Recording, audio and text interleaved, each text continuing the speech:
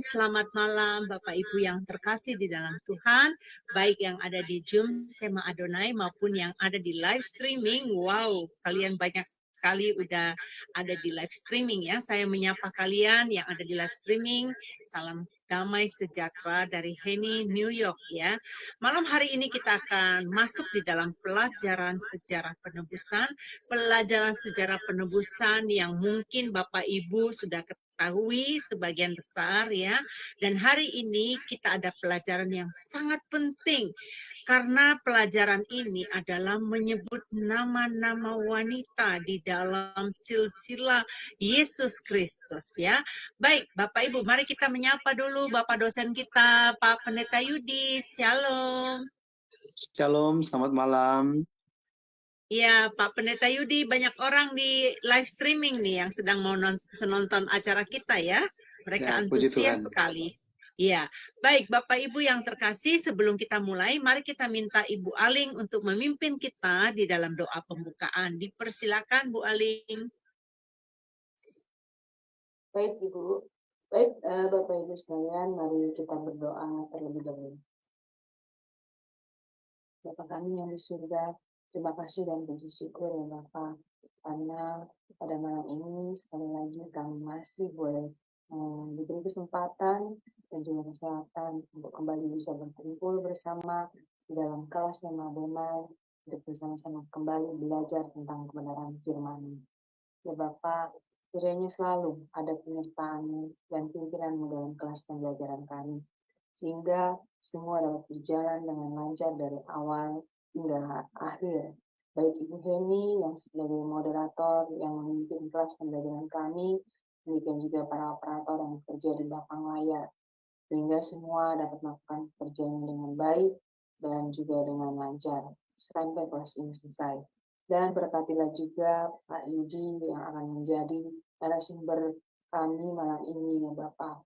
Urapi setiap perkataan dari Pak Yudi, sehingga Pak Yudi dapat menyampaikan kebenaran firman-Mu sesuai dengan kehendak hati-Mu ya Tuhan.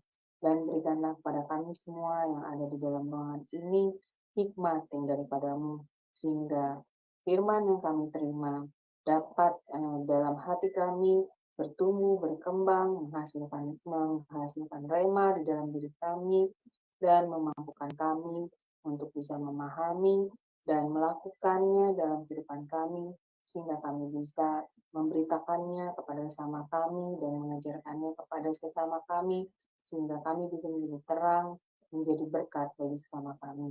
Dan sehingga nama-Mu Bapa selalu dimuliakan, baik di surga maupun di bumi. Terima kasih Tuhan, kami serahkan waktu ini selanjutnya dari awal hingga akhir di dalam tangan-Mu dan dalam kuasa-Mu. Doa ini kami panjatkan dengan perantara Tuhan Yesus Kristus, bersama kami yang hidup. Haleluya. Amin. Amin, amin. Terima kasih untuk Bu Aling.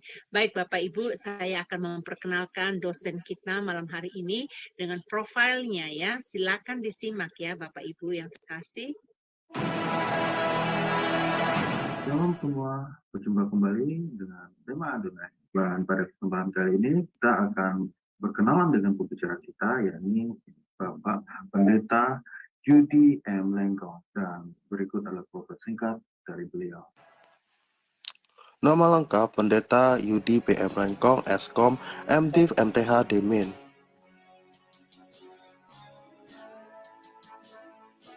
Tanggal lahir Manado, 21 Oktober tahun 1979.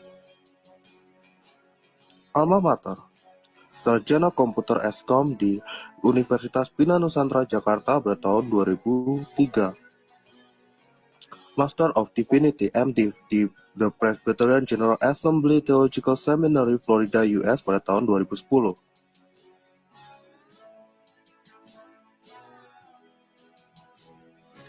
Doctor of Ministry Demin di Barry Theological Seminary, Florida, US pada tahun 2015. Master Teologi MTH di STT Bethesda, Bekasi pada tahun 2021. Pelayanan. Beliau pernah melayani sebagai pendeta di Gereja Presbyterian Bukit Sion Indonesia di Jalan Tragawana 1 Nomor 2 Puri Cinere, Depok. pembicara seminar buku seri Sejarah Penebusan untuk Yayasan Damai Sejahtera Utama Depok, dosen di STT Hagiasmos Mission Jakarta, dan sekarang beliau melayani sebagai pendeta di Presbyterian Bukit Sion Indonesia di Jalan Ciliwung nomor 5 Purwantoro, Kecamatan Blimbing, Kota Malang, Jawa Timur.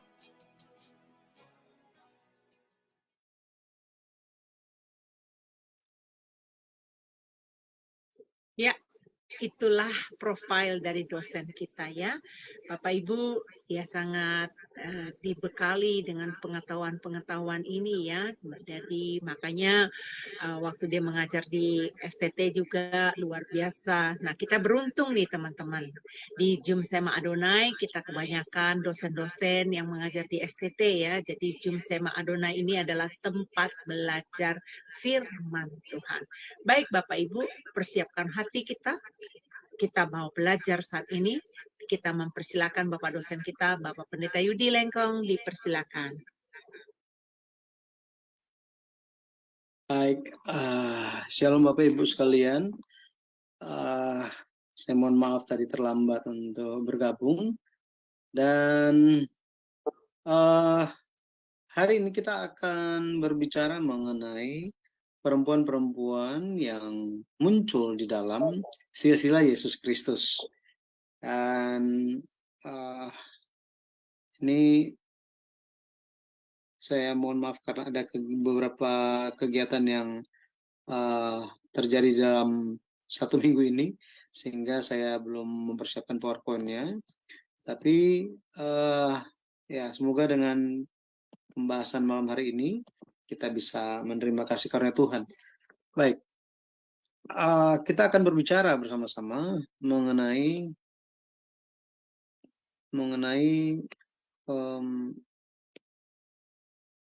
ya, kita akan berbicara bersama-sama mengenai 4 perempuan atau mungkin saya ingin spesifikasikan ini perempuan dalam silsilah Yesus.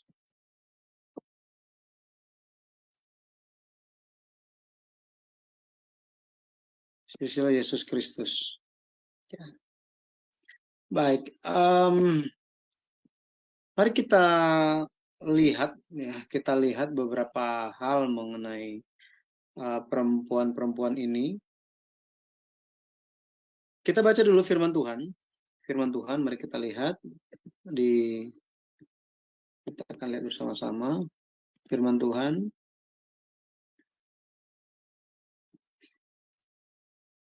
Kita lihat Matius pasal 1. Matius pasal 1. Kita akan baca ayat yang ketiga. Jadi kalau kita lihat ayat yang pertama, di situ disebutkan untuk memulai perjanjian baru, silsilah Yesus Kristus itu diperkenalkan bahwa Yesus adalah anak Daud, anak Abraham. Ayat yang ketiga dikatakan, Yehuda memperanakan Peres dan Zerah dari Tamar, Peres memperanakan Hezron, Hezron memperanakan Ram. Di sini kita bisa melihat muncul nama Tamar, ya Tamar. Kemudian kalau kita lihat di ayat yang kelima dikatakan Salmon memperanakan Boaz dari Rahab, Boaz memperanakan Obed dari Rut, Obed memperanakan Isai. Ayat yang kelima, di sini muncul 2 nama perempuan, yaitu Rahab dan Rut. Rahab dan Rut.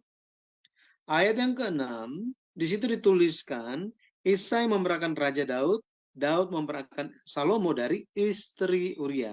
Jadi tidak ditulis namanya secara langsung, yaitu Batsheba, melainkan dituliskan sebagai istri Uria. Jadi kita telah lihat ini ada 4 nama perempuan yang muncul, Sebenarnya kalau kita mau lihat secara keseluruhan, itu ada 5. Satunya itu ada di ayatnya yang ke-6. Ayat yang ke-6 itu adalah Maria. Yakub memperanakan Yusuf, suami Maria yang melahirkan Yesus yang disebut Kristus. Ya, jadi total ada 5. Ada 5 nama perempuan, tetapi kita hanya akan melihat 4 saja. Kenapa demikian? Karena 4 perempuan ini merupakan perempuan-perempuan dengan latar belakang yang sebenarnya bukan orang Israel, bukan umat Tuhan, bukan umat perjanjian. Akan tetapi mereka masuk ke dalam silsilah Yesus Kristus. Nah, baik. Maka kita melihat bersama-sama, itu ada yang namanya tadi Tamar, ya, Tamar. Kemudian ada Rahab. Setelah itu ada Ruth dan istri Uria. Istri Uria. Ya. Kita akan berkenalan dengan masing-masing perempuan ini dan mengapa mereka itu bisa masuk ke dalam silsilah Yesus Kristus. Apa yang menyebabkan? Baik, Bapak Ibu, aslinya di dalam silsilah orang Yahudi, nama perempuan itu tidak disebutkan. Jadi, nama perempuan itu tidak disebutkan. Di dalam salah satu buku doa orang Yahudi, jadi ada buku doa orang Yahudi. Di dalam buku doa ini yang diajarkan oleh ibu-ibu orang Yahudi kepada anak-anaknya, itu mereka mengajarkan doa ini. Mereka perlu bersyukur mengenai 3 hal. Syukur 3 hal. Yang pertama itu apa? Yang pertama bahwa lahir sebagai Yahudi. Jadi ini ada 3 syukur, ya. 3 syukur yang disampaikan. 3 syukur dari orang Yahudi. Yang pertama itu mereka bersyukur karena lahir sebagai orang Yahudi, bukan sebagai orang kafir. Kemudian mereka bersyukur karena apa? Karena mereka bukan budak. Bukan budak, tapi orang merdeka. Tetapi hal yang berikutnya, apa yang membuat mereka bersyukur? Bersyukur lahir sebagai laki-laki. Laki-laki. Saya coba cek ini di internet, ternyata memang demikian. Dalam komunitas Yahudi masih dipraktekkan demikian. Jadi ibu-ibu membacakan doa syukur ini. Terima kasih karena saya lahir sebagai Yahudi, bukan sebagai orang kafir. Saya lahir bukan sebagai budak, tetapi orang yang merdeka.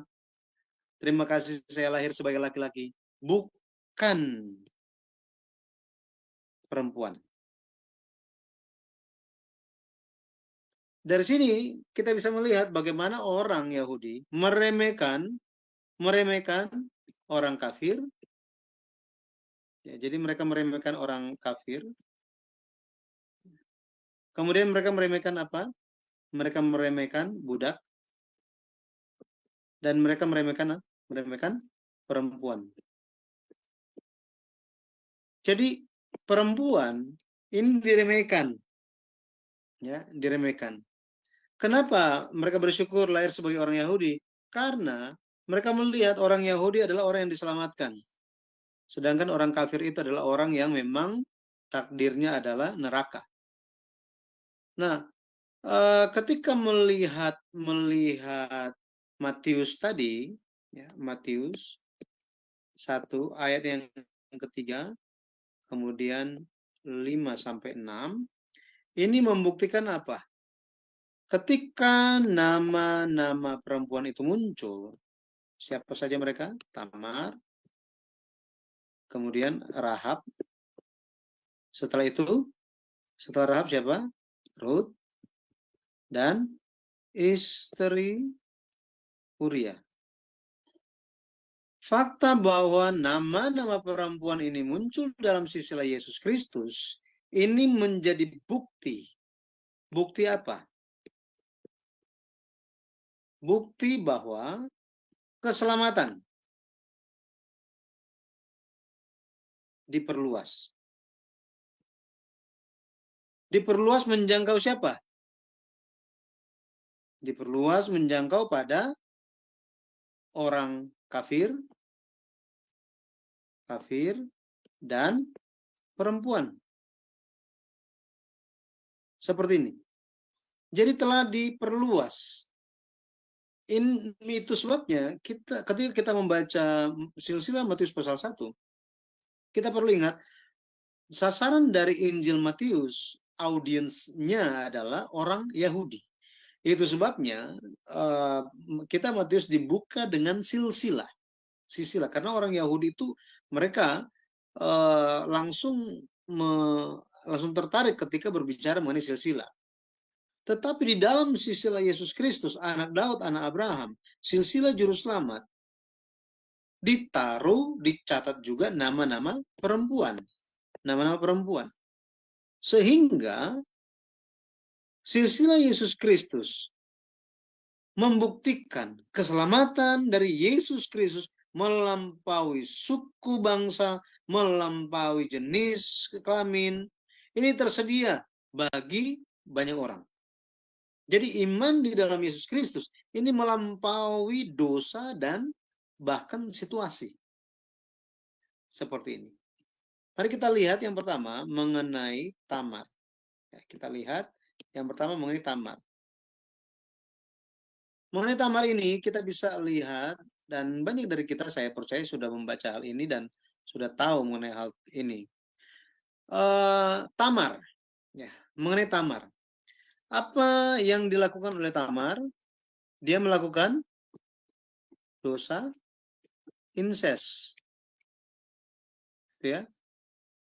Apa itu? Dia tidur dengan mertua. Siapa nama mertuanya? Yaitu Yehuda. Ya, Yehuda. Ceritanya bagaimana? Kalau kita lihat ceritanya, jadi Yehuda, ingat, Yehuda ini merupakan tokoh yang penting, ya, tokoh yang penting. Dari Abraham, kemudian ada Ishak, setelah itu Yakub, setelah Yakub siapa? Yehuda. Benar ya? Yehuda. Kemudian Yehuda ini dia ada 3 anak. Dia ada 3 anak. Ya, 3 anak. Yang pertama itu siapa? Er, kemudian Onan dan Shelah. Er, Onan dan Shelah. Setelah Er itu tambah besar, Yehuda dia mengambil istri seorang perempuan sebagai istri bagi Er, yaitu Tamar. Gitu ya, Tamar. Tetapi kalau kita lihat Allah membunuh Er gara-gara apa? Allah membunuh Er gara-gara dia melakukan dosa di mata Tuhan. Dia lakukan suatu kejahatan di mata Tuhan.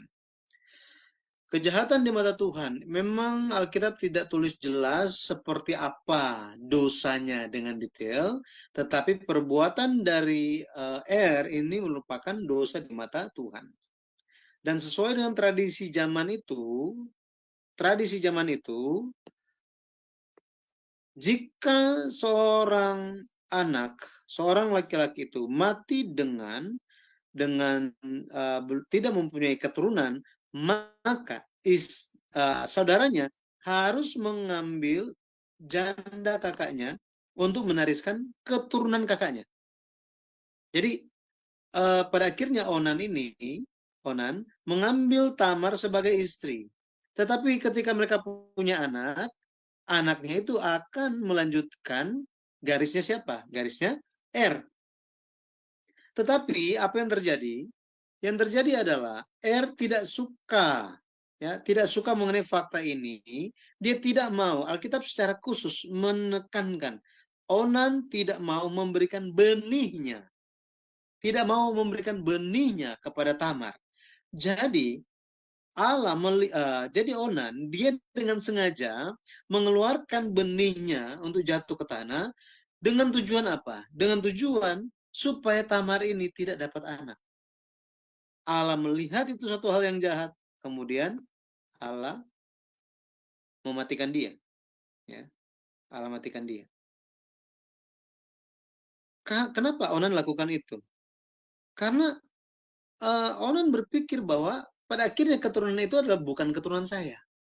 Jadi kita bisa lihat di sini, Onan dia hanya berpikir mengandalkan pikirannya sendiri, tidak mengetahui bahwa di waktu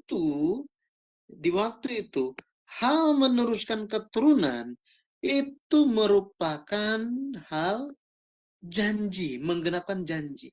Jadi melanjutkan keturunan atau garis keturunan ini merupakan apa? Ini merupakan penggenapan cara penggenapan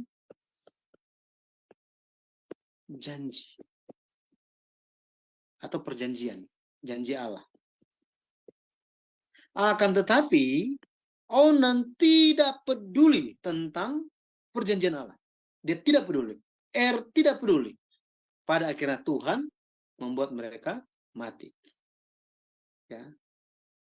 Jadi otomatis bagaimana? Harusnya Sheila diberikan kepada Tamar. Betul ya? Atau Tamar diberikan kepada Sheila. Cuma Sheila waktu itu masih terlalu muda. Ya, masih terlalu muda. Akhirnya apa yang Yehuda katakan? Yehuda bilang, Tamar, kamu pulang aja dulu ke rumah orang tua kamu. Tunggu Sheila ini besar, baru nanti aku akan berikan kamu kepada Sheila. Seperti itu. Tapi bertahun-tahun berlalu, Sheila ini tambah besar, tetap Yehuda tidak jemput-jemput Tamar untuk diberikan kepada Sheila. Pada akhirnya apa yang terjadi? Pada akhirnya Tamar sadar bahwa Yehuda tidak mau memberikan Sheila kepada Tamar. Kenapa Yehuda tidak mau? Karena Yehuda takut apa? Nanti Sheila bisa mati juga dia. Bisa mati juga ini Sheila. Ya. Sepertinya Tamar ini membawa apa ya? Membawa kutuk, membawa hal-hal buruk di dalam keluarga Yehuda. Makanya Yehuda tidak mau memberikan Sheila kepada Tamar. Tidak mau. Ya. Kemudian apa yang terjadi? Yang terjadi adalah Tamar, satu ketika Tamar dengar Yehuda lagi datang, lagi lewat, menginap di kampungnya dia, di kampungnya Tamar. Dia langsung berpakaian menyamar sebagai pelacur. Kemudian dia seperti menggoda Yehuda, ya, seperti menggoda Yehuda, dan Yehuda pada akhirnya tidur dengan Tamar. Waktu itu Yehuda bilang dia tidak punya apa-apa, kan harus bayar karena ini pelacur soalnya, jadi harus bayar. Jadi hal itu terjadi karena Yehuda sementara sedih, istrinya meninggal, belum lama meninggal. Jadi dia akhirnya ya ada pelacur, dia tidur sama-sama dengan pelacur itu. Waktu itu dia tidak tahu bahwa itu adalah mantunya dia, Tamar. Dan Tamar meminta karena nggak ada uang, jadi Tamar minta jaminan. ada 3 barang yang diminta. Ya, 3 barang yang diminta Tamar dari Yehuda. Coba kita lihat mengenai hal ini ya. Kejadian pasalnya yang ke-38. Kejadian 38, mari kita lihat. Kejadian 38. Kejadian 38, kalau kita lihat ayat 11 dikatakan jangan-jangan, jadi Yehuda berpikir bagaimana? Jangan-jangan ia mati seperti kedua kakaknya itu. Jadi dia nggak mau gitu ya. Nah, istri Yehuda meninggal katanya, ayat yang ke-12. Nah, pada akhirnya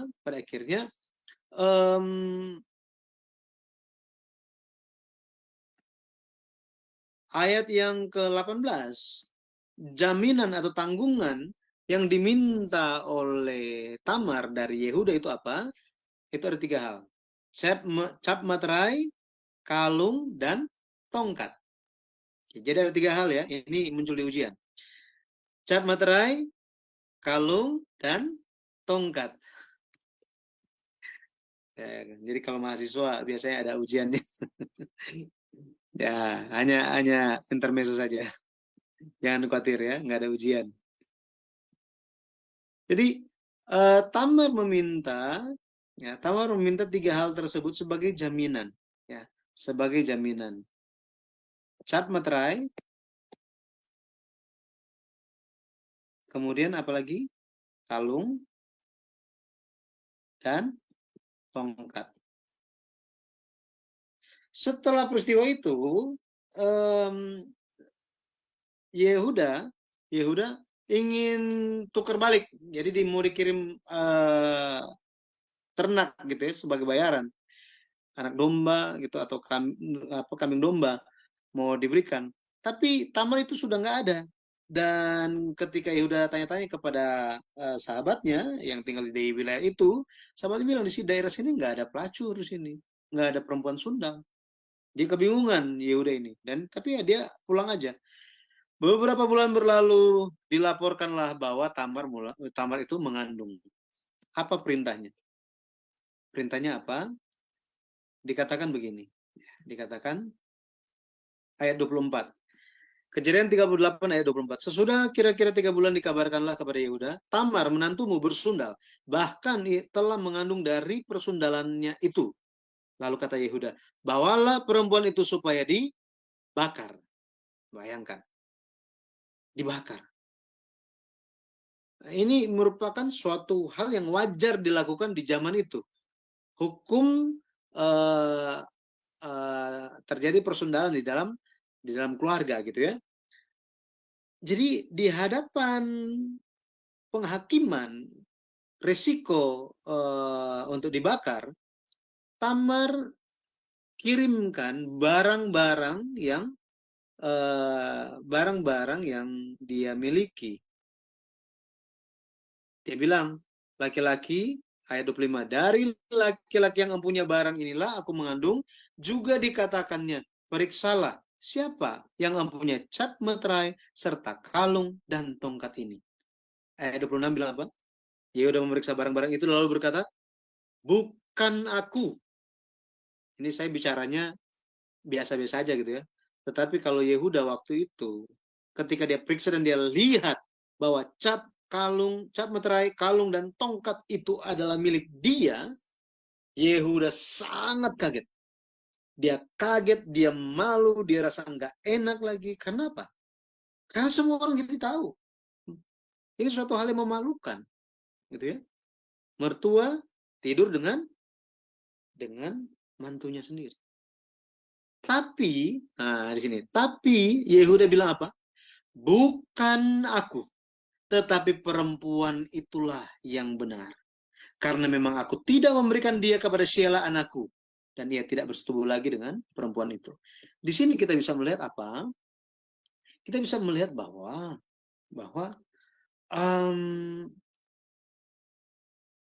Yehuda, dia merupakan seorang anggota keluarga Yakub cucu Ishak dan ya, cucu buyut dari Abraham. Mereka ada tugas untuk melanjutkan garis keturunan untuk menggenapi perjanjian Allah. Kita telah pelajari mengenai perjanjian suluh ya. Perjanjian suluh. Perjanjian suluh ini bicara mengenai dua hal.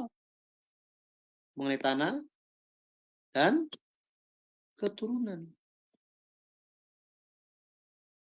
Yehuda sementara mengabaikan untuk menggenapi janji Allah. Dia mengabaikan. Dia tidak memperhatikan bahwa sangat penting untuk melanjutkan garis keturunan.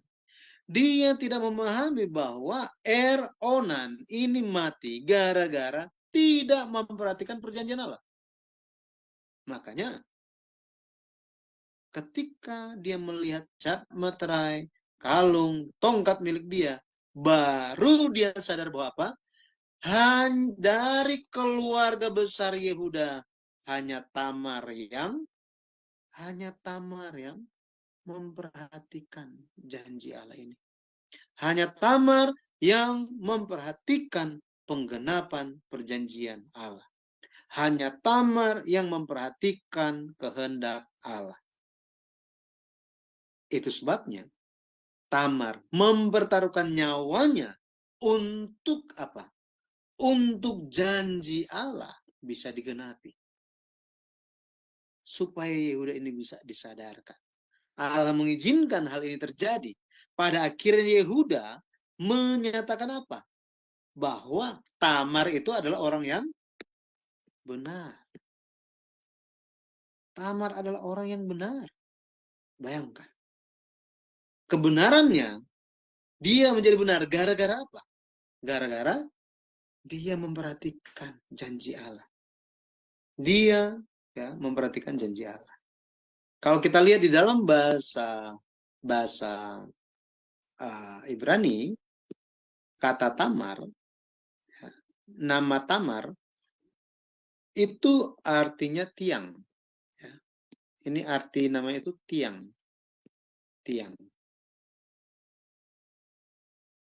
Tiang atau mendirikan, mendirikan.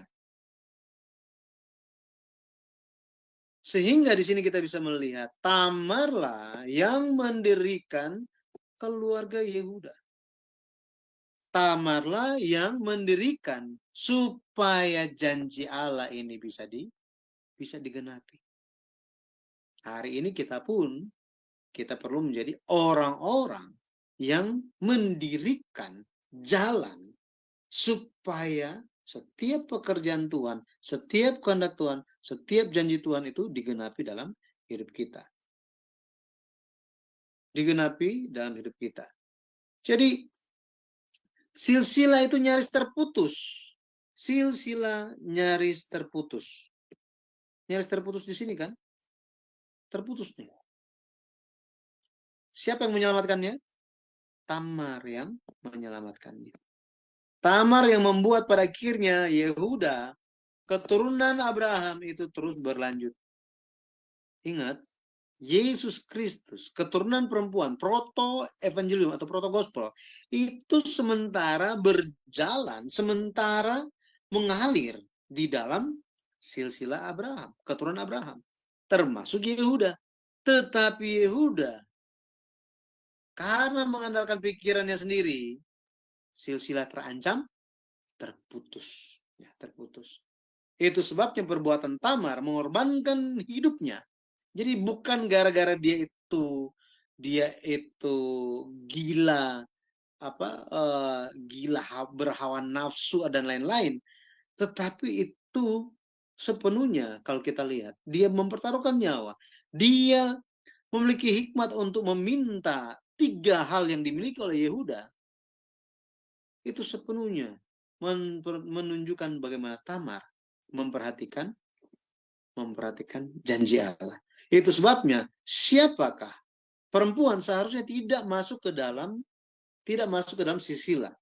lebih khususnya lagi silsilah Yesus Kristus. Tetapi tamar masuk ini menggambarkan apa? Ini menggambarkan bahwa orang yang memperhatikan silsilah, siapapun dia, orang yang memperhatikan perjanjian Tuhan, orang yang ingin menggenapi janji Allah dengan sampai mempertaruhkan nyawanya, pada akhirnya orang-orang itulah yang masuk ke dalam kerajaan sorga, masuk ke dalam silsilah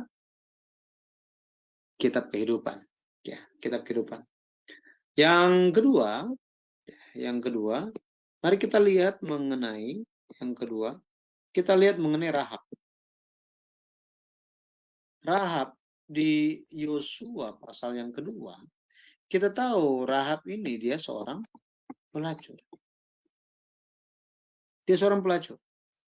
Pelacur ini menunjuk kepada orang yang mendapatkan uang dengan menjual dirinya, tubuhnya.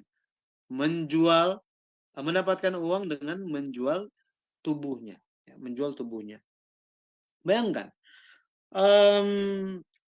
silsilah Yesus Kristus. Silsilah Yesus Kristus mencantumkan bahkan nenek moyang Yesus Kristus ada yang seorang pelacur ini. Ya.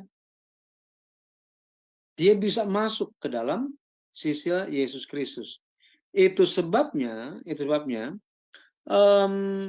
bagaimana, yang menjadi pertanyaan, bagaimana Rahab bisa masuk ke dalam silsilah Yesus Kristus? Kita tahu ceritanya di Yosua pasal 2, Yosua mengutus 2 pengintai ke rumah Rahab bersembunyi, jadi mengintai kota Yeriko dan mereka bersembunyi di rumah Rahab.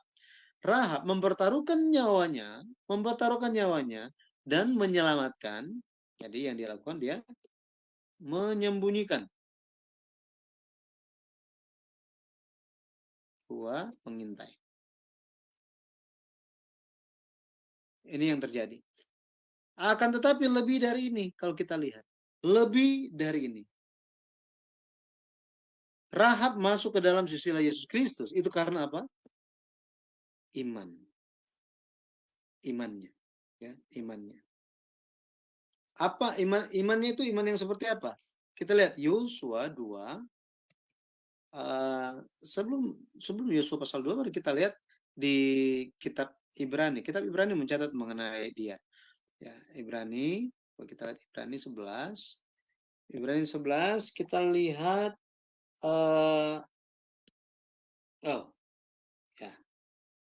ayat 31. Ya, 31. Dikatakan, karena iman maka Rahab perempuan sundal itu tidak turut binasa bersama-sama dengan orang-orang durhaka, karena ia telah menyambut pengintai-pengintai itu dengan baik. Dikatakan karena iman. Jadi dia ada iman. Karena dia ada iman, dia menyambut pengintai-pengintai, 2 pengintai orang Israel itu, dia sambut dengan baik, karena dia ada iman. Karena dia ada iman. Hasilnya, dia tidak turut binasa. Apa yang terjadi? Dia memiliki iman yang seperti apa? Kita lihat Yosua pasal 2. Yosua pasal 2. Ayat yang ke-11 kita lihat. Oke. Dari kalau kita lihat ayatnya yang ke-9, ayat ke-9, di situ Rahab ketika dia menyembunyikan 2 pengintai ini, dia berkata bahwa Tuhan di sini bicara mengenai Yahweh-nya orang Israel. Ya. Yahweh-nya orang Israel. Bahwa Tuhan itu, Tuhannya orang Israel, telah memberikan negeri Kanaan. Ya, negeri Kanaan. Jadi bayangkan, dari kalau kita lihat dari sudut pandang orang Yeriko, Rahab ini seorang pengkhianat. Benar ya? Akan tetapi dari sudut pandang Tuhan, Rahab telah melihat bahwa apa yang direncanakan Tuhan lewat orang Israel pasti digenapi. Pasti digenapi. Ayat 10, sebab kami mendengar bahwa Tuhan telah mengeringkan air laut Teberau di depan kamu ketika kamu berjalan keluar dari Mesir, dan apa yang kamu lakukan kepada kedua raja orang Amori yang di seberang sungai Yordan itu, yakni kepada Sihon dan Og yang telah kamu tumpas. Ketika kami mendengar itu, tawarlah hati kami dan jatuhlah semangat setiap orang menghadapi kamu. Sebab Tuhan Allahmu ialah Allah di langit di atas dan di bumi di bawah. Coba kita pikirkan. Apakah Rahab menyaksikan? Apakah Rahab menyaksikan ya, keringnya air laut Teberau, laut merah itu? Enggak, dia cuma dengar. Apakah Rahab menyaksikan bagaimana raja orang Amori, Sihon dan Og ini raksasa-raksasa itu ditumpas, dikalahkan oleh orang Israel? Dia nggak lihat. Dia hanya dengar semua berita itu dari siapa? Laki-laki yang datang ke rumah dia.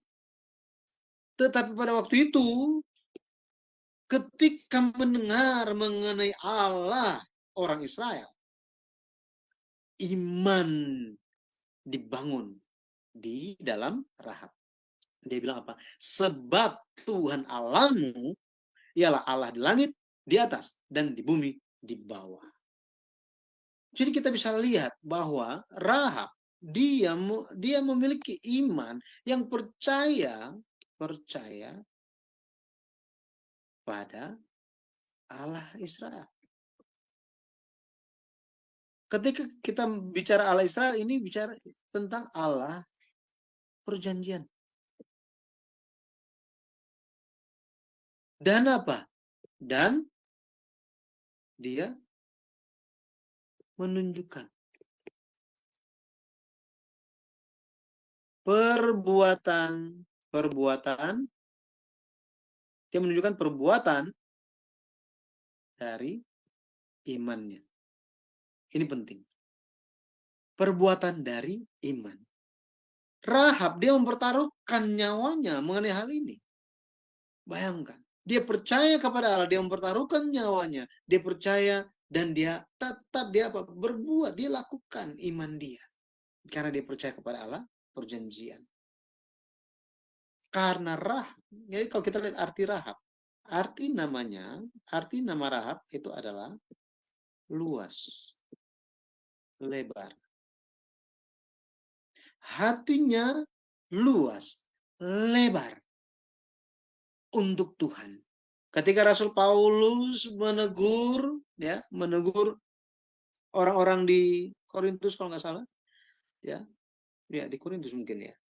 Jadi waktu itu Rasul Paulus bilang, kamu mendapat tempat yang luas di hati kami. Kenapa kami memperoleh tempat yang sempit di hati kamu, katanya. Kenapa demikian? Jadi untuk Tuhan, ya, untuk Tuhan, kita perlu memiliki hati yang lebar, yang luas. Seperti halnya yang dimiliki oleh siapa? Yang dimiliki oleh Rahab ini. Dia membuka hatinya lebar-lebar untuk Allah orang Israel masuk ke dalam dia. Dan dia lakukan, dia tunjukkan iman dia. Itu sebabnya Rahab, dia masuk ke dalam silsilah Yesus Kristus. Jadi orang yang mengorbankan hidupnya, mempersembahkan dirinya dengan suatu perbuatan untuk menggenapi perjanjian Allah, pada akhirnya orang itu masuk ke dalam silsilah orang hidup. Ya, silsilah orang hidup. Yang ketiga,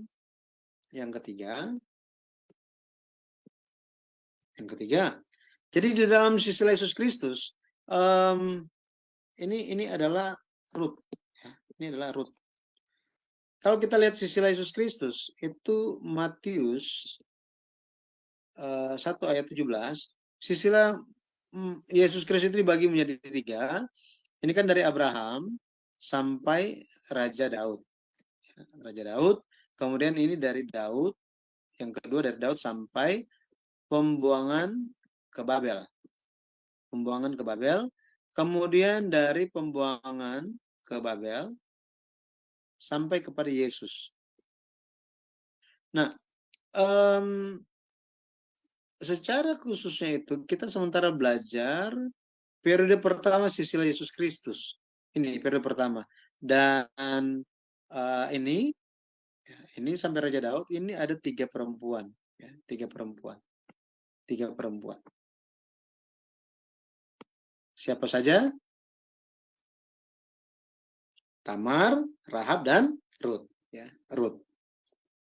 Ini Rut, saya nggak tulis ayatnya, ini satu kitab soalnya mengenai Rut. Ya, mengenai Rut. Tetapi Rut ini, ya, ini kitab Rut, dia merupakan perempuan kafir. Perempuan kafir. Perempuan kafir.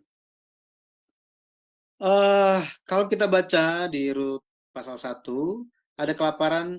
Ingat, Rut pasal 1, Rut 1 ayat 1 dikatakan bahwa ada terjadi, peristiwa Rut itu merupakan peristiwa yang terjadi di zaman hakim-hakim. Khususnya di zaman akhir hakim-hakim. Di akhir zaman hakim-hakim.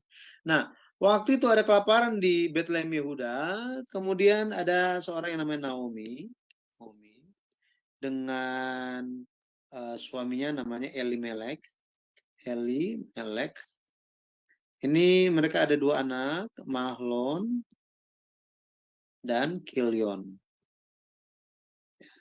Karena kelaparan mereka meninggalkan Bethlehem Yehuda dan mereka pergi ke tanah Moab. Ya, tetapi kalau kita lihat ada hal yang buruk menimpa mereka. Elimelek ini mati. Kemudian Naomi mencarikan istri bagi anak-anaknya, dan kita mengenal Rut dan Orpa. Ya, Rut dan Orpa. Rut dan Orpa. Jadi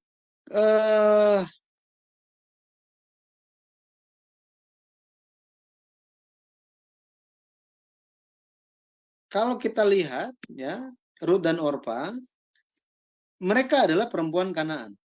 Perempuan Kanaan. Mahlon itu, ya, Rut menikah dengan Mahlon, Kilion ini menikah dengan Orpa. Jadi Mahlon ini pada akhirnya mati, Kilion ini juga mati, tetapi tidak memiliki keturunan untuk melanjutkan garis keturunan mereka. Dan apa yang terjadi?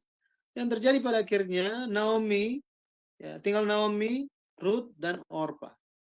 Setelah beberapa waktu lewat, Naomi mendengar kabar bahwa Yehuda itu sudah tidak ada kelaparan lagi, sudah membaik. Akhirnya Naomi mau pulang kampung. Dia mau pulang kampung, pulang ke negeri dia, yaitu Israel. Nah, awalnya Rut dan Orpa mau pulang, mau ikut dengan Naomi.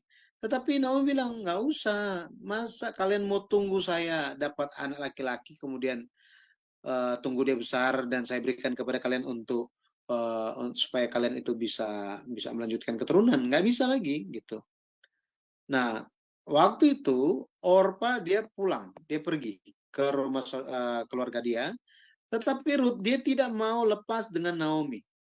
Dia tidak mau lepas dengan Naomi. Kenapa demikian? Kenapa demikian?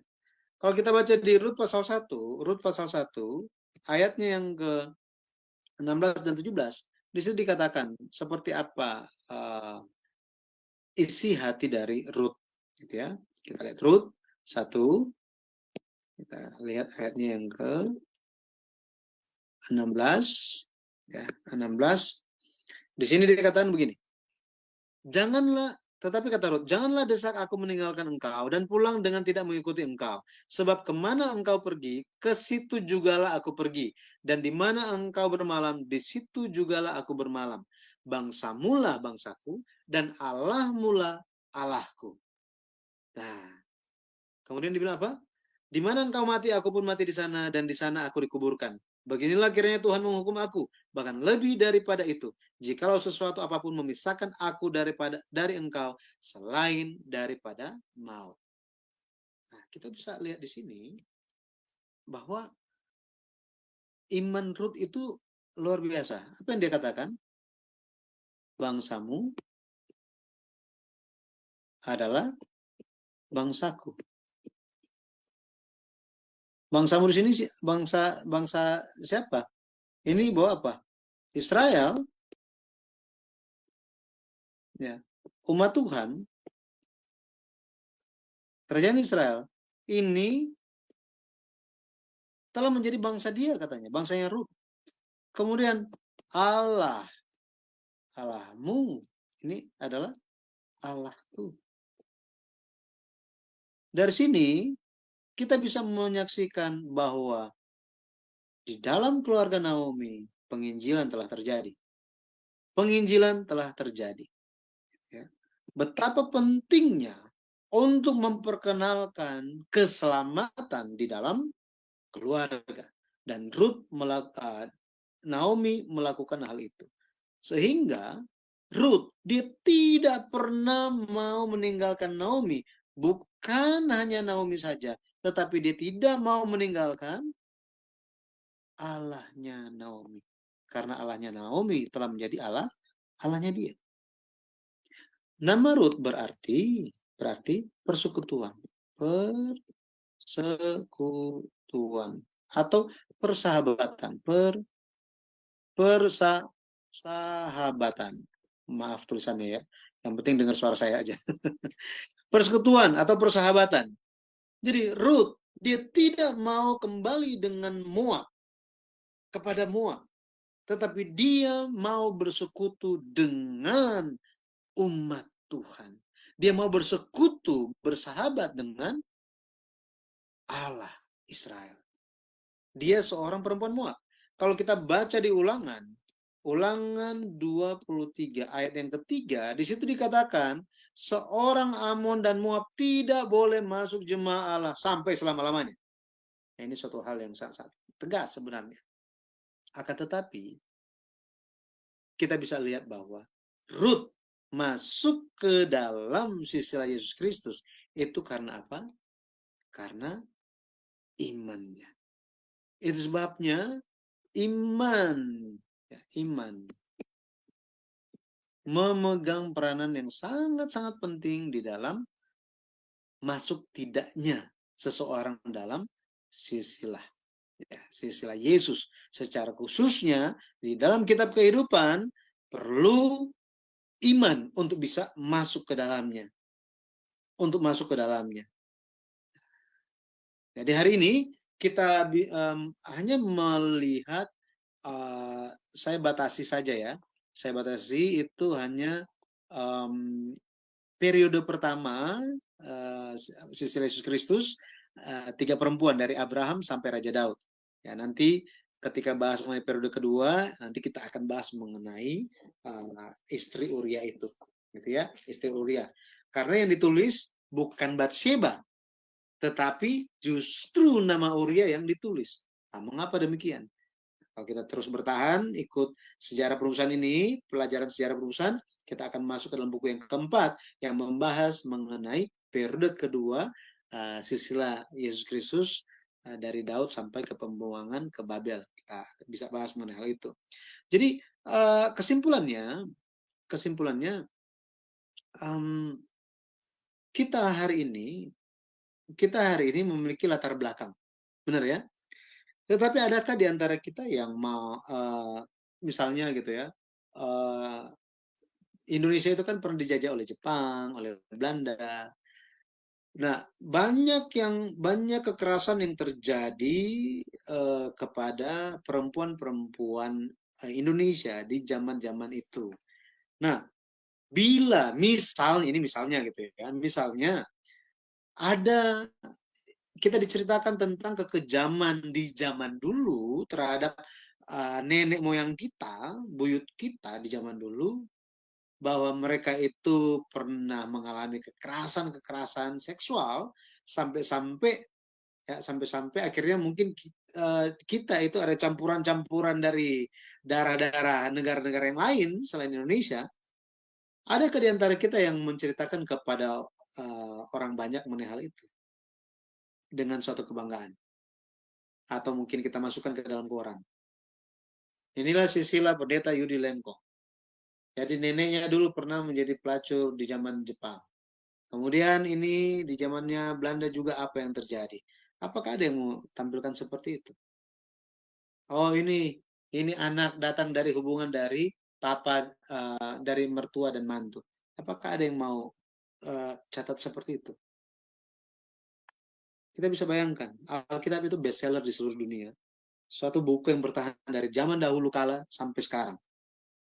Dan Yesus Kristus, di dalam sisi Yesus Kristus, diperkenalkan perempuan-perempuan yang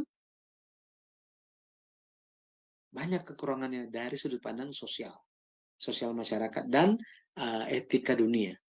Dari sini kita bisa melihat bahwa apa? Jika mereka bisa masuk karena iman, maka kita pun ada kesempatan untuk masuk ke dalam sisi Tuhan. Ya, ada kesempatan. Ya? Yang terpenting adalah iman yang melanjutkan perjanjian. Perbuatan yang didasarkan atas iman dan perjanjian Tuhan. Saya berdoa dalam nama Tuhan Yesus Kristus kita bisa terus bertumbuh di dalam iman, sehingga pada akhirnya kita bisa melihat bagaimana ternyata kasih Allah itu menjangkau, keselamatan dari Allah itu menjangkau semua manusia. Ya, semua manusia. Tidak peduli latar belakangnya, dosanya seperti apa. Yang penting bertobat, percaya Yesus, dan bertumbuh bersama dengan Tuhan bertahan sampai akhir. Baik, Tuhan Yesus memberkati. Saya kembalikan kepada Ibu Hendy, silakan. Iya, makasih banyak Bapak Pendeta Yudi, ya dosen kita malam ini. Luar biasa kan teman-teman? Bagaimana? Mungkin bagi Anda baru pertama sekali mendengarkan pengajaran sejarah penebusan yang secara sistematis ya. Kita udah belajar nama 3 nama wanita yang disebut di silsilah Yesus Kristus. Nah, ada satu lagi nama, nanti minggu depan kita akan belajar itu, istri Uria ya. Kenapa dia disebut nama istri Uria? Teman-teman yang ada di live streaming, pasti Anda belajar sesuatu kan? Terus ikuti pelajaran ini. Jika ada Bapak Ibu nanti ada pertanyaan, tulis di live streaming ya. Nanti saya akan bacakan dan nanti Bapak dosen akan menjawabnya. Dan kemudian saat ini saya semua, ayo kita berdiskusi yuk. Apalagi nih para wanita ya. Tadi saya baru berkata kepada Ibu Aling, wah kamu sudah menjadi tamar rohani ya. Apakah kita sudah termasuk jadi tamar rohani juga di dalam kehidupan kita?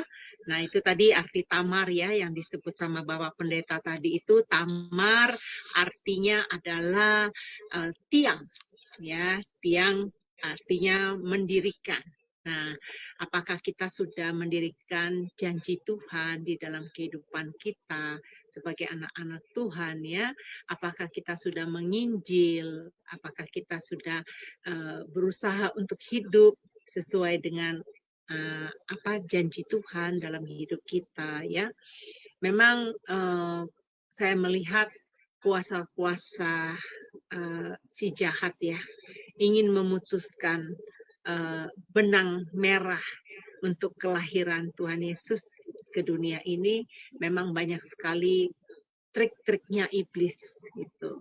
Nah, bagaimana Bapak Ibu? Apa yang Anda pelajari hari ini? Mungkin Bapak Ibu bisa memberikan responnya atau ada pertanyaan. Ayo kita diskusikan mumpung ada Pak dosen di sini. Gimana teman-teman? Ya, silakan Bu Aling. Iya, Ya, terima kasih Bu Heni. Shalom, selamat malam Pak Yudi. Pak Yudi, yang saya mau tanyakan, sikap Tamar yang membohongi Yehuda ya, yang adalah bapak mertuanya dengan perbuatannya itu, kalau dilihat dari etika masyarakat ya Pak Yudi, itu kan suatu perbuatan yang tidak baik, yang tidak benar. Nah, bagaimana nih Pak Yudi menurut tanggapan dari firman Tuhan ini mengenai perbuatan dari Tamar ini? Jadi maksudnya saya, dia melakukan hal ini kan untuk melanjutkan janjian ya Pak, yang dijanjikan oleh Allah atas keturunan Abraham. Nah, dengan dia mengambil sikap seperti ini bagaimana Pak? Apa penjelasannya gitu? Kalau menurut firman Tuhan. Ya, terima kasih Pak Yudi. Ya, baik. Jadi kita memang ini pun kalau kita baca dan kita coba pahami, memang dari tadi saya bilang kan, dari sudut pandang sosial manusia itu merupakan suatu hal yang melanggar etika, gitu ya, dan suatu hal yang sangat wajar untuk dihukum mati, gitu. Ya, karena ada aturan kan di dalam masyarakat, khususnya di zaman itu, gitu ya, di zaman itu. Akan tetapi, bagaimana Allah bekerja itu, bagaimana Allah bekerja, Allah mengizinkan hal itu terjadi, gitu. Kenapa? Karena di antara satu keluarga besar Yakub itu nggak ada yang menaruh pemikiran di situ. Cuma Tamar ini yang mikir mengenai hal itu, gitu. Cuma dia yang mikirin. Bagaimana Tamar bisa mengetahui hal ini? Tamar dia itu masih bertemu dengan Yakub, papanya Yehuda. Ya itu kan udah papanya Yehuda kan, berarti dia itu dari sisi udah generasi ketiga kan, generasi ketiga. Tetapi dia mendengarkan semua pengajaran-pengajaran itu dan dia melihat bahwa ini kenapa kok nggak diberikan terus ini Sheila, gitu ya. Makanya dia terus mendambakan perjanjian itu digenapi. Mendambakan perjanjian itu digenapi. Di sisi yang lain, kita melihatnya, ya bukan cuma kita, orang-orang pada umumnya juga melihatnya, itu kan dia berdusta. Dia mengelabui mertuanya. Bukan mertuanya yang salah sebenarnya. Gitu ya. Kita berpikir begitu kan? Ya, seperti tadi Ibu Iya, Aling betul gitu Pak. kan bilang, Iya. kita berpikir bahwa nah itu dia yang salah. Iya. Yehuda sebenarnya nggak salah. Yehuda. Tamar yang salah. Itu pikiran manusiawi kita. Tetapi Yehuda yang tahu persis tentang perjanjian, dia melihat apa? Tamar yang benar. Di luar akal kita kan? Kok bisa gitu? Iya. Kok bisa? Tetapi kan Yehuda kan bisa aja bilang, waduh kamu sudah tipu saya gitu kan. Saya dijebak seperti ini. Wah kamu durhaka. Bisa saja. Bisa saja. Secara manusia. Tetapi Yehuda, kita perlu ingat, Yehuda merupakan sosok yang di kemudian hari, memiliki tanggung jawab sebagai pemimpin. Dan kalau kita lihat di dalam Alkitab, hanya kisah, nanti kalau Bapak Ibu memiliki buku yang kedua, coba baca. Ya, baca di kisahnya Yakub, atau khususnya tentang Yusuf. Bagaimana Pendeta Abraham Pak itu menjelaskan bahwa sosok anak sulung itu ada Ruben. Ruben itu ada wibawa sebagai anak sulung. Tetapi ini sudah gagal. Tetapi ketika waktu Yusuf itu Ruben itu ada tanggung jawab. Satu lagi, Yehuda juga dia memikirkan mengenai keluarga. Yehuda memikirkan mengenai hal itu. Jadi Yehuda tahu persis tentang perjanjian yang harus digenapi oleh dirinya, oleh keluarganya, oleh keluarga besar dia. Dia telah melihat hal itu, bahwa mereka akan menjadi bangsa yang besar. Dia percaya. Tetapi karena dia itu tenggelam di dalam pikiran dia sendiri, contohnya apa? Dia itu ambil istri, bukannya tanya kepada papanya atau seperti apa konsultasi. Dia ambil semuanya, dia ambil perempuan Kanaan. Perempuan Kanaan, ya kan? Anak-anaknya Tamar itu pun perempuan Kanaan. Dia perempuan Kanaan. Dia tinggal di salah satu kota orang Filistin. Tetapi apa yang terjadi? Ya kan? Tamar yang selalu mendengar tentang perjanjian Tuhan, tentang rencana Tuhan yang besar, bahwa bagaimana itu semua akan tergenapi, bagaimana itu akan digenapi, kondisi papa mertua saya seperti itu, ini saya sudah tunggu-tunggu, nggak ada lagi. Ini nanti ke depannya bagaimana? Dia mempertaruhkan nyawanya untuk hal tersebut, dan Yehuda, ini luar biasa, Yehuda mengakui bahwa dia orang yang benar. Jadi kalau ingat beberapa waktu yang lalu ada seorang bapak yang tanya, bagaimana dengan white lies dari si Yakub? Masih ingat ya? Apakah White ini juga lies. white lies? Gitu ya? Apakah ini juga white lies? Sehingga dia harus tanggung. Pokoknya Tamar juga itu white lies. Dia harus tanggung dosa dia. Ya. Ternyata enggak. Tuhan membenarkan dia. Ya, Tuhan membenarkan dia. Rahab ketika dia menyembunyikan dua pengintai. Raja kota Yeriko datang kepada Rahab dan bilang, Rahab, ada orang yang datang kepada kamu itu dari musuh. Oh iya, ada datang. Mana mereka sekarang? Oh tadi memang ke sini, tapi sudah pergi. Ayo cepet kejar. Kalau enggak nanti ketinggalan. Rahab berdusta atau mengatakan kebenaran? Apakah itu white lies? Nah, jadi kita perlu memahami bahwa di hadapan Tuhan, kehendak Tuhan seperti apa? Kita mempertaruhkan nyawa kita untuk kehendak Tuhan. Nah, itu dia. Untuk kehendak Tuhan, bukan untuk memuaskan apa yang kita pikirkan. Itu sebabnya untuk memahami hal ini harus dilihat, tadi saya bilang, harus melihat dari sudut pandang Tuhan. Ya. Kalau kita lihat dari sudut pandang dunia, nggak ada yang benar. Rahab berdosa. Siapa lagi berdosa? Tamar juga berdosa. Tuhan, Engkau maha adil, hukumlah mereka. Tuhan bilang apa? Ganti kacamatamu. Pakai kacamata. Tuhan. Iman. Kacamata iman.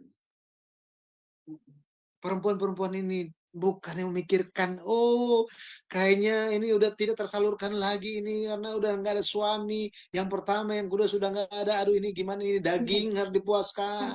Nggak seperti itu. Ruth apalagi? Ruth apalagi? Bagaimana dia menunjukkan kesalehan dia? Nanti bisa baca di Ruth pasal yang kedua. Ketika ketemu ketika Boas mendengar kabar tentang Ruth, Boas tanya, itu siapa? Oh itu Ruth itu mantunya Naomi. Oh Naomi, oh itu kita masih kerabat kita. Oh baik orangnya. Itu masih muda ya, tapi itu nggak kayak tante-tante girang gitu, kayak kejar-kejar laki-laki muda. Anaknya kayak gitu, baik, rendah hati. Waduh, dia melayani mertua dia itu dengan, padahal apa? Ya cuma mertua aja kan, bukan mama sendiri. Tapi dia ikut. Padahal kan dia orang Moab loh. Tapi, wow, kita juga lihat dia seperti itu. Kita nggak mau, kita lihat, wah, dia ini orang yang hebat. Bahkan anak saya aja nggak hormat orang tua kayak dia. Ya, jadi pada akhirnya kita bisa melihat bagaimana iman mereka itu yang menjadi yang terutama. Pemikiran mereka itu memikirkan hal-hal yang dari Tuhan. Nah, makanya Tuhan melihat hal ini. Di Galatia 3 ayat berapa ya?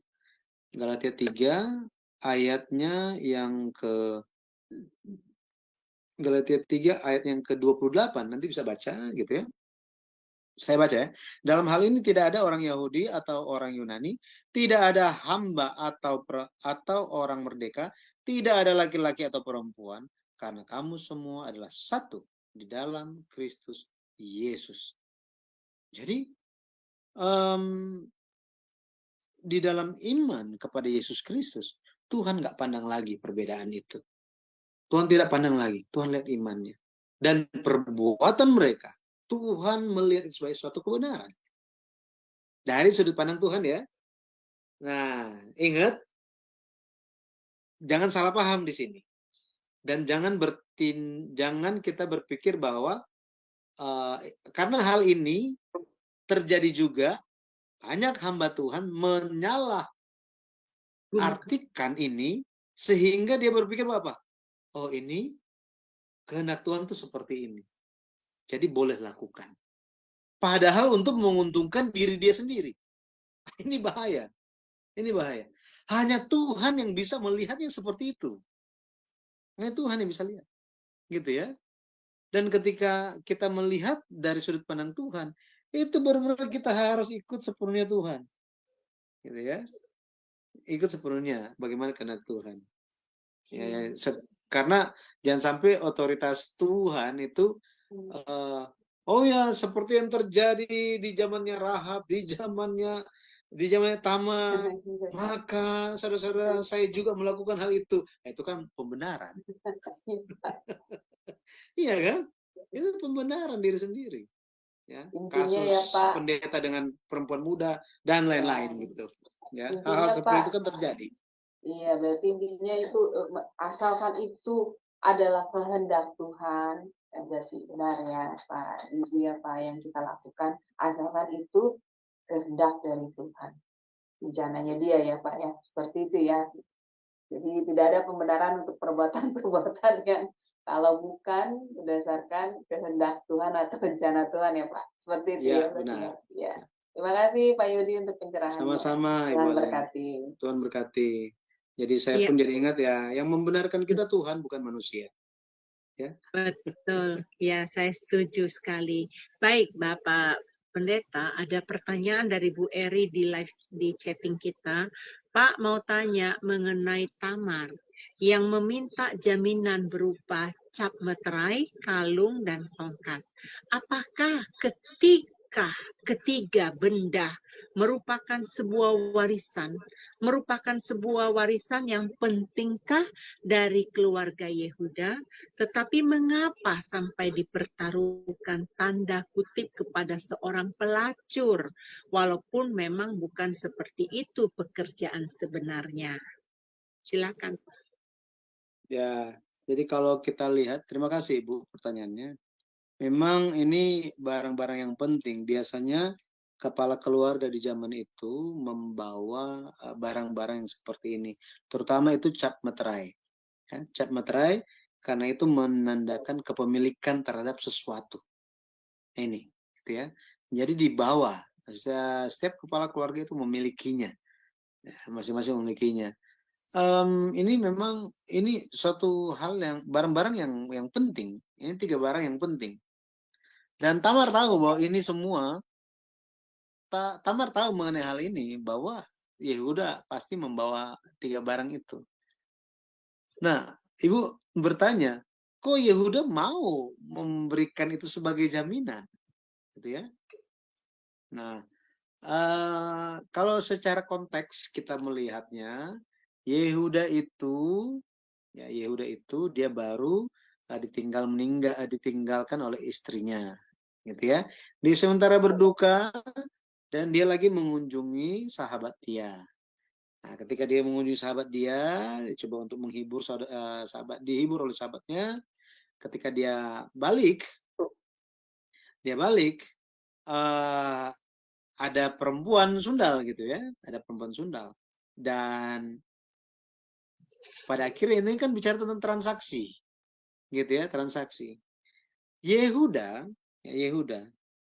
sebenarnya orangnya polos sebenarnya. dia apa ya? Dia berbeda dengan Ruben, ya, beda dengan Ruben. Ruben itu yang tidak bisa menguasai hawa nafsu dia. Itu Ruben. Simeon dan Lewi itu orangnya emosian, ketika meledak-ledak sampai membunuh orang gitu ya. Yehuda itu orangnya sederhana sebenarnya. Nanti kalau ada waktu yang lain kita bisa lanjut lagi gitu ya. Kita bisa berbicara dan mengenal setiap anak-anak Yakub, seperti apa berkat Yakub untuk mereka, seperti apa berkat Musa untuk mereka, bagaimana suku mereka itu tercipta pada akhirnya, karakternya seperti apa, kitab Wahyu bicara apa mengenai mereka, kemudian di ditutup dada pernyataan keputusan di jubah imam besar, efod imam besar itu ada warna, ada batu-batu permata kan, ya itu batu apa mewakili suku apa, itu lengkap semuanya. Nah, jadi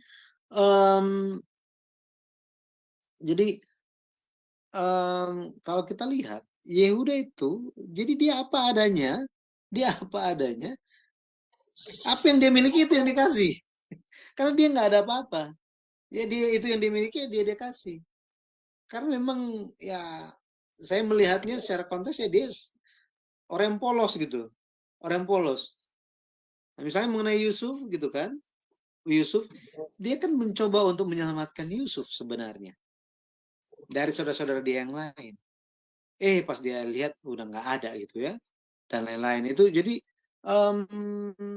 Yehuda ada sifat seperti itu. Pada akhirnya dia hanya berikan apa adanya yang dia miliki. Meskipun penting, tetapi dia perlu bertanggung jawab. Karena apa? Ini transaksi soalnya. Gitu ya. Ya kayak gitu, Ibu. Ya, baik. Sudah terjawab ya Bu Eri. Kalau ada pertanyaan lagi silakan. Pak Stefanus juga boleh angkat tangan, siapapun. Ya, Pak Daniel, kalau ada pertanyaan. Saya kagum nih Pak Pendeta dengan Yehuda. Ya. Tidak mudah bagi seseorang untuk mengakui kesalahannya. Ya, jadi waktu Tamar ditanya dan dia bisa mengakui bukan kesalahan Tamar, tapi kesalahan dia gitu. Wah, luar biasa. Saya percaya itu memang ada pekerjaan Tuhan di sana ya, pertolongan Tuhan. Yang pada awalnya dia jahat sekali sampai dia nahan anak yang ketiganya untuk meneruskan keturunan. Padahal dia kan sudah tahu dari bapaknya bahwa dari garis keturunannya nanti itu sampai masa sampai kedatangan Yesus Kristus itu kan harus bersambung ya. Nah, tadi saya juga dengar Bapak Pendeta mengatakan anak-anak sulung ya, anak sulung dari ini bagaimana iblis menggagalkan gitu. Nah, saya sangat sangat sedih sekali sih Bapak Pendeta ya, karena banyak sekali sampai zaman sekarang ini dalam arti rohani ya Bapak Pendeta ya, banyak sekali anak-anak sulung di dalam kekristenan itu juga dibunuh sama orang iblis, berbagai dengan persoalan-persoalan kehidupan ya. Kalau kita mempelajari arti rohani dari arti nama Tamar tadi, arti nama Rahab, arti nama Ruth gitu loh. Nah, itu yang sangat saya bayangkan, wah sampai saat ini iblis tidak henti-hentinya ingin memutuskan supaya kita tidak punya iman ya. Begitu ya Bapak Pendeta ya, sampai kita nggak punya iman. Ya, jadi memang iblis tahu bahwa imanlah yang membuat anak-anak Tuhan itu menang. Iman. Untuk bisa menang, untuk bisa mengalahkan iblis itu hanya iman, hanya dengan iman. Jika memiliki iman maka pasti menang. Gitu. Itu sebabnya iblis menggunakan segala macam cara yang dia bisa lakukan untuk menjatuhkan iman. Ya, menjatuhkan iman. Makanya sampai akhir benar-benar kita perlu untuk menjaga iman kita tetap hidup. Gitu, tetap hidup. Yesus pun berbicara bahwa ketika anak manusia itu datang kembali, adakah ia mendapati iman di bumi? Betul ya? Ini merupakan suatu pertanyaan sindiran, seperti sindiran. Di sisi yang lain itu peringatan dan juga harapan. dan juga teguran, peringatan bahwa apa? Sangat perlu untuk memiliki iman. Di hari-hari akhir itu pekerjaan kegelapan itu akan sangat-sangat besar. Sehingga dikatakan bahwa kalau Tuhan tidak mempersingkat waktunya, bahkan anak-anak Tuhan itu jatuh semua kalau Tuhan tidak persingkatkan waktunya. Jadi sangat-sangat besar godaan dan juga cara-cara yang digunakan oleh iblis untuk mematikan, istilah ibu tadi gitu ya, mematikan, memutuskan iman kita, iman dari orang yang percaya. Makanya Rasul Paulus, rasul-rasul yang lain selalu memperingatkan gereja-gereja umat Tuhan.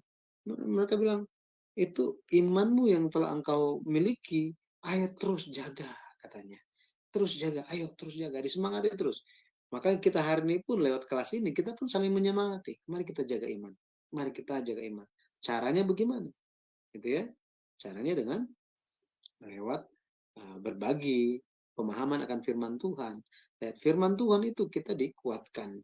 Lewat saling mendoakan, kita akan dikuatkan.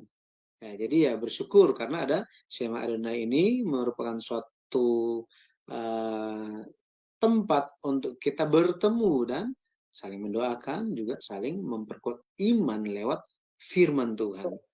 Ya, makanya ketika kita memiliki iman, jangan sampai iman itu berhenti di kita. Mari kita teruskan kepada orang-orang di sekitar kita. Oh, nggak bisa mengajar, nggak bisa ini, nggak bisa cerita, nggak bisa menginjil. Ya kan bisa dimulai dengan berdoa. Gitu ya, dengan seperti itu. Dengan memahami firman terlebih dulu.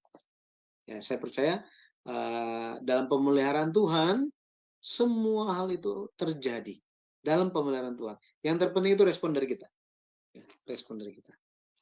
Itu, Ibu. Ya. Saya teringat dengan peristiwa yang tadi Bapak Pendeta mengatakan, Ruth mengakui bahwa Allahmu adalah Allahku. Tadi Bapak Pendeta mengatakan berarti Naomi telah menginjil, telah menyampaikan mengenai iman mereka kepada Ruth, sehingga Ruth memiliki respon menerima Allahnya yang disembah oleh mertuanya, suaminya, itu menjadi Allahnya, ya kan? Dan sedangkan Orpa itu akhirnya pulang dan tidak beriman, ya. Pasti udah diberitahukan tentang itu, tapi kan dia tidak membuka hati, ya. Ada satu keluarga yang di Indonesia, seorang beragama lain kawin dengan orang Kristen, ya, tapi saya nggak mau sebut Kristen apa dan agamanya lain, pokoknya orang Kristen, orang yang percaya gitu. Waktu dia menikah, jadi mertua dan suami menghargai agamanya katanya.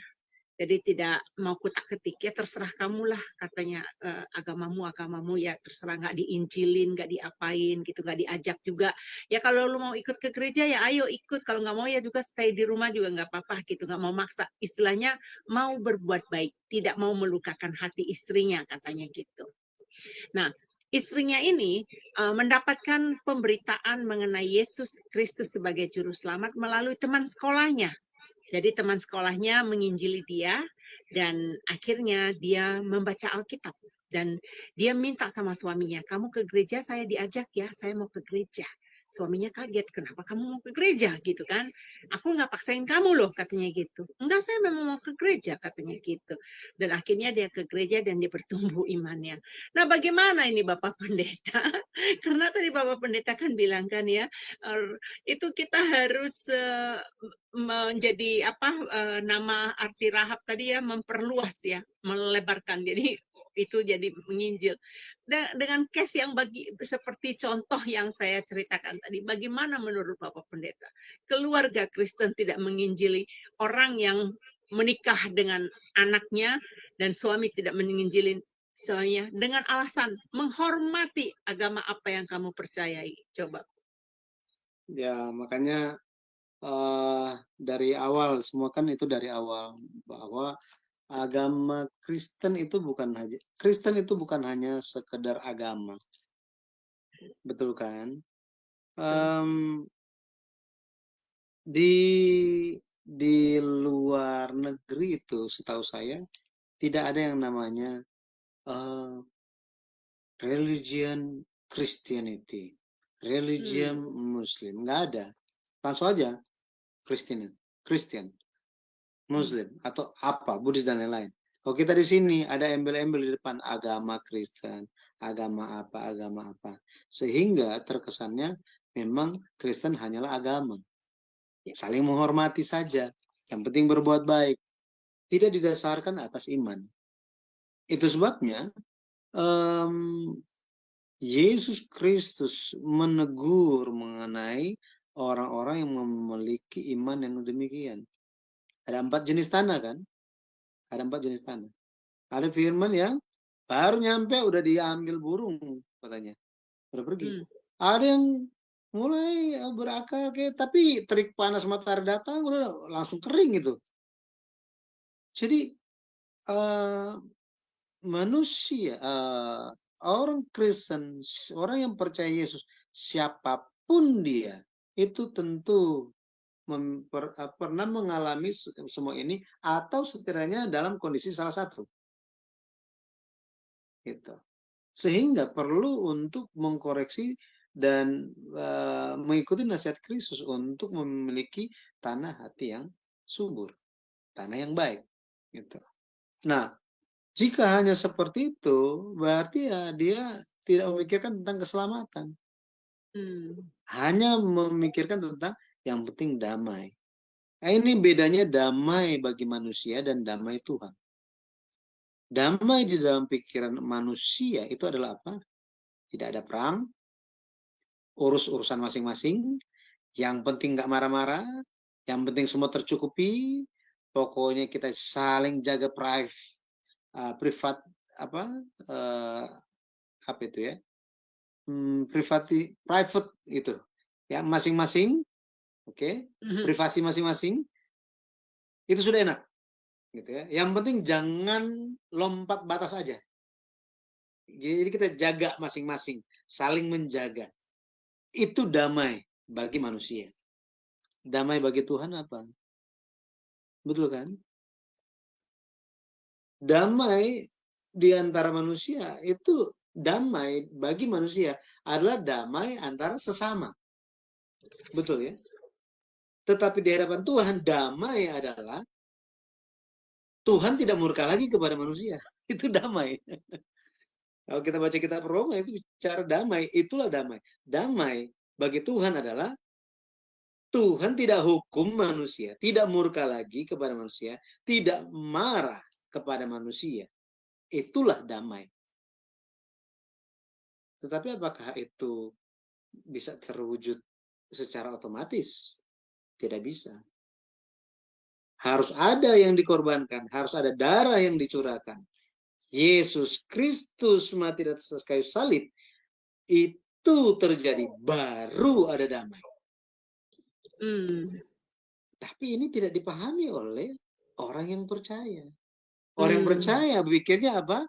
Nah, yang penting pokoknya mereka di sana, kita di sini, di sana, di sini, IMB gereja bisa terbit ya, aman, oke, damai kita. Nah, bukan itu damai dari Tuhan. Bukan itu damai dari Tuhan. Damai dari Tuhan adalah Yesus mati supaya kita damai dengan Allah Bapa. Itu damai. Artinya apa? Dari makna mendasar ini diperluas menjadi damai. Artinya membawa orang-orang untuk percaya kepada Yesus supaya selamat. Itulah damai. Makanya ketika Yesus bilang, Shalom, damai sejahtera bagi kamu. Damai apa di sini? Damai apa? Damai apa yang Yesus ingin bawa kepada murid-murid yang sementara takut? Harusnya kan Yesus bilang, tenanglah, aku ini. Sama seperti yang Yesus bicara waktu di atas perahu kan? Betul. Iya kan? Iya. Jangan takut. Aku ini, katanya. Dia datang, Yesus naik di atas air kan? Berjalan di atas air. Jangan takut, jangan khawatir, aku ini. diam tenang semuanya. Tetapi posisi murid-murid ketika mereka itu sementara dalam ketakutan karena guru mereka, pemimpin mereka sudah mati, dihukum mati, mereka pun terancam dikejar-kejar oleh orang Yahudi dan orang Roma, prajurit Roma. Waktu itu Yesus menampakkan diri. Yesus nggak bilang, tenanglah ini aku, nggak usah takut. Enggak. Yesus bilang apa? Damai sejahtera bagi kamu. Shalom bagi kamu. Ya kan? Kenapa? Karena berkat damai, berkat keselamatan dari Tuhan telah digenapi. Dan itu jadi berkat buat orang yang percaya. Murid-murid. Ini yang perlu kita bagikan kepada orang, bahwa damai itu adalah bicara tentang keselamatan. Bukan bicara mengenai, ya jaga masing-masing ya. Nah itu bukan damai. Justru Yesus datang, Yesus bilang apa?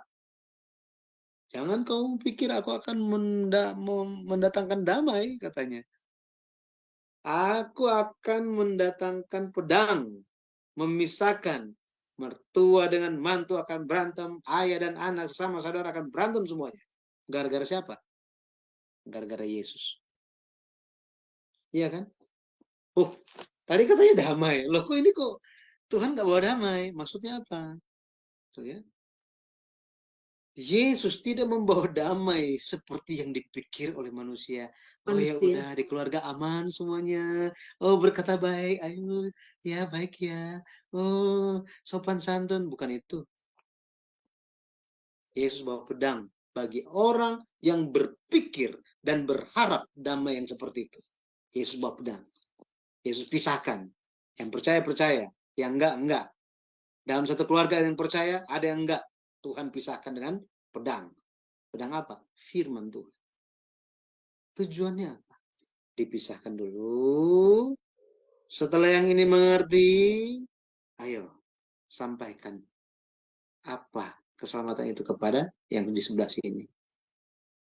Bukannya, wah saya dipisahkan. Terima kasih Tuhan, akhirnya saya dipisahkan dengan mertua saya. Memang mertua saya itu kurang ajar. Bukan kayak gitu. Bukan itu tujuannya.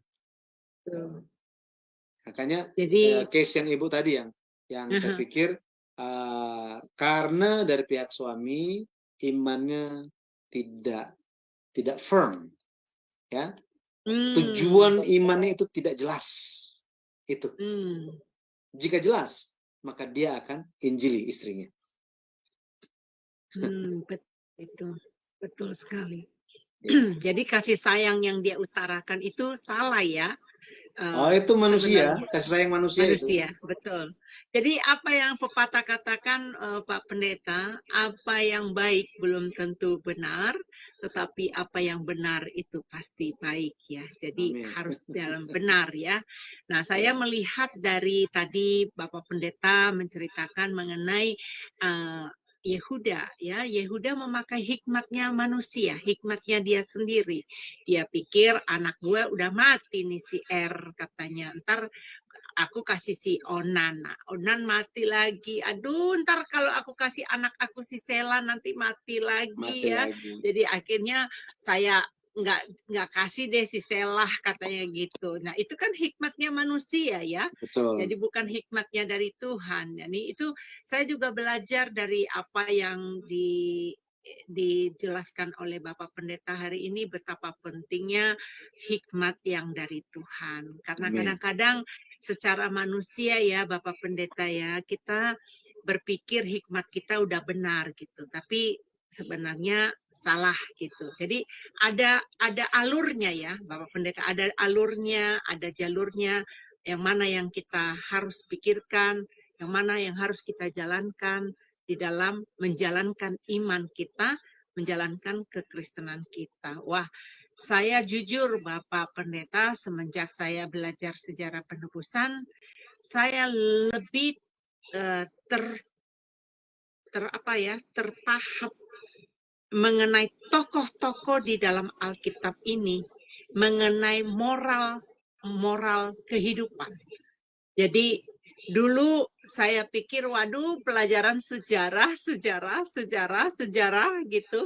Tetapi dengan tokoh-tokoh nama-nama dari setiap yang ada di Perjanjian Lama sampai di Perjanjian Baru memiliki arti rohani di dalam kehidupan saya pribadi ya. Saya mengalami hal itu. Jadi saya mau menjadi Tamar rohani, saya mau menjadi Rahab rohani, saya mau menjadi Ruth rohani ya, arti rohaninya ya. Jadi saya mau menjalankan itu di dalam kehidupan saya supaya hidup ini tidak sia-sia. Jadi waktu saatnya kontrak saya habis, kredit saya habis, saya harus kembali ke rumah Bapak. Pekerjaan saya dalam pelayanan sudah saya lakukan. Itu yang menjadi beban saya sekarang supaya kita bisa selesai. Baik Bapak Ibu, karena pertanyaan sudah tidak ada lagi ya, Bapak Pendeta harus istirahat dengan kegiatan yang begitu banyak sekali. Dia karena juga mengajar di tempat lain. Kami minta closing statement-nya dan kemudian berikan doa dan berkat buat kami. Terima kasih Pak Pendeta. Saudara yang terkasih dalam Tuhan Yesus Kristus, keselamatan dari Tuhan Yesus itu adalah untuk semua. Siapa yang berani untuk berkata, orang yang sana diselamatkan, yang sana tidak diselamatkan? Pada akhirnya, Injil adalah untuk semua. Keselamatan untuk semua. Bagaimana orang akan merespon atau tidak, itu bukan di tangan kita. Tetapi tanggung jawab kita adalah untuk menyampaikannya, memberitakannya. Pada akhirnya Roh Kudus yang akan bekerja dan menggerakkan orang-orang yang menjadi sasaran Injil.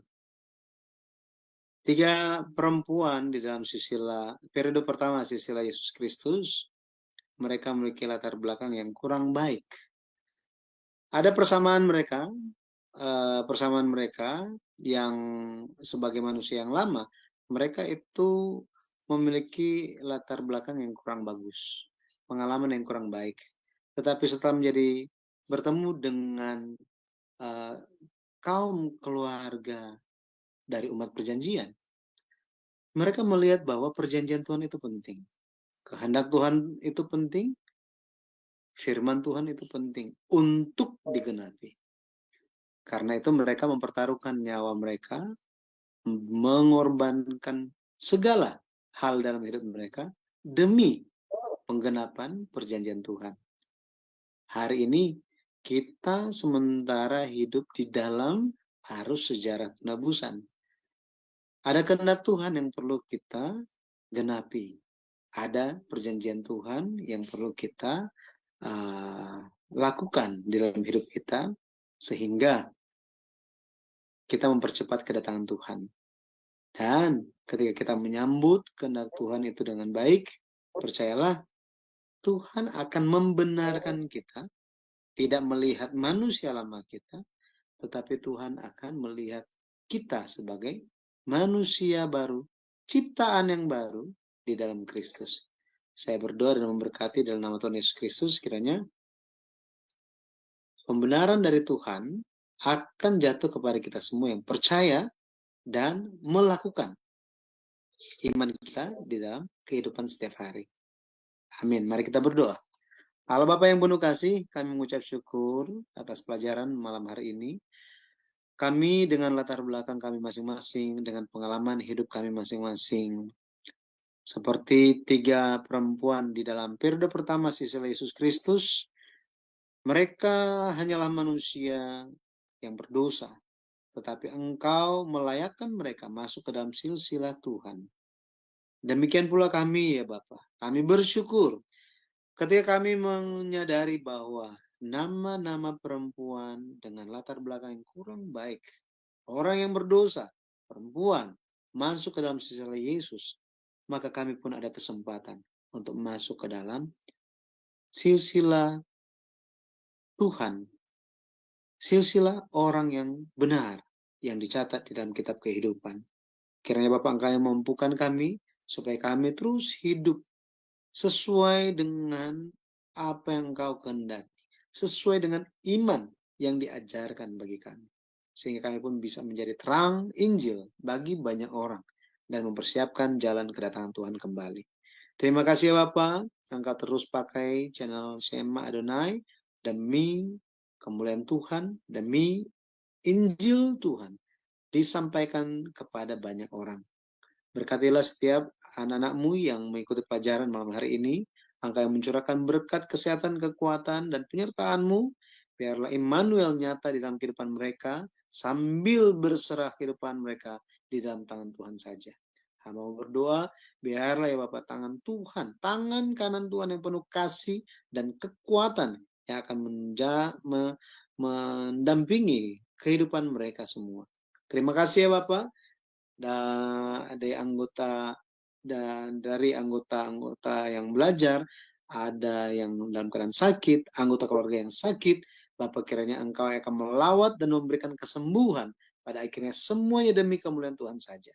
Terpujilah nama Tuhan dalam setiap pergumulan yang sedang kami hadapi, ketika kami percaya, ketika kami berserah kepada Yesus Kristus, pada akhirnya Engkau yang akan melancarkan. Terima kasih Bapak. Kami berdoa dan berserah hidup kami hanya dalam tangan Tuhan saja. Di dalam nama Yesus Kristus kami berdoa dengan penuh ucapan syukur. Amin.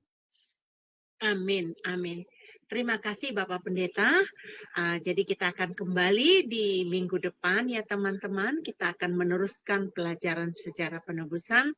Mungkin saya boleh tahu Bapak Pendeta ini akan membahas mengenai istri Uria ya. Yang Istri Uria kita akan bahas dalam buku yang keempat. Oh, buku keempat. Oke, baik teman-teman. Jadi minggu depan tema kita berbeda, tapi untuk istri Uria bersabar sampai kita masuk ke dalam buku keempat. Saat ini kita ada di buku yang ketiga ya. Bapak Ibu yang terkasih, mungkin Anda baru pertama sekali mendengarkan pengajaran ini. Tolong diulang kembali dan dicatat. Jadi supaya Bapak Ibu bisa membagikan ini kepada teman-teman dan saudara. Mungkin punya anak kali. Kayak Bu Eri di sini adalah guru sekolah minggu, jadi dia bisa mengajarkan kepada anak-anak sekolah minggunya ya. Jadi Bapak Ibu terkasih di dalam nama Tuhan Yesus, saya mau mengundurkan diri, Sema Adonai. Jangan lupa kembali lagi di acara kami besok hari Sabtu, karena ada acara khusus dan ada acara spesial dari Sema Adonai. Tuhan Yesus memberkati.